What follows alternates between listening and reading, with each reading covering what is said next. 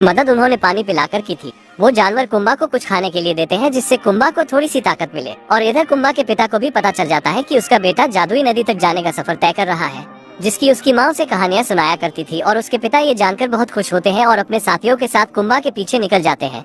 और ये बात पूरे जंगल में फैल गई कि एक ज़ेब्रा जादुई नदी की तलाश में खतरों का सामना करते हुए आगे बढ़ रहा था। कुंबा उस जगह तक पहुंच जाता है, लेकिन एक तेज तूफान आता है और बिजली गिरने की वजह से एक पेड़ में आग लग जाती है, जिससे वो पेड़ रास्ते में ही गिर जाता है। लेकिन कुंबा किसी भी तरह उसे पार कर लेता है और आगे जाने पर उसे गुफा मिलती है और उसमें जाकर देखता है तो एक नदी होती है और उसमें से रोशनी आ रही थी। वो समझ जाता है कि ये कहानी नहीं बल्कि सच में एक जादुई नदी है। वो देखता है कि दीवार पर कुछ चित्र बने होते हैं जो कि सबसे अलग ज़ेब्रा का होता है, जिसके शरीर पर भी आधा काला निशान होता है और आधे पर नहीं, जो कि उसी के जैसा होता है। लेकिन तभी वही टाइगर आ जाता है जो कुंबा को खाना चाहता है। वो वही चित्र देखकर कहता है, तुम सभी ज़ेब्रा से अलग हो, मैं तुमको खाकर बहुत ताकतवर हो जाऊंगा। तभी कुंबा टाइगर से बचकर इधर उधर भागने लगता है और टाइगर कुंबा का पीछा करने लगता है। टाइगर के तेजी से टकराने की वजह से उस गुफा का कुछ हिस्सा टूटकर गिरने लगता है, क्योंकि वो गुफा बहुत पुरानी हो चुकी थी। कुछ ही समय में वो पूरी गुफा टूटकर बिखर जाती है और सारा पानी नीचे की ओर गिर जाता है। कुंबा और टाइगर एक ऊंची जगह पर होते हैं। कुंबा उसे समझाता है कि हमें लड़ने की बजाय एक दूसरे की मदद करनी चाहिए, तभी हम जिंदा बच पाएंगे।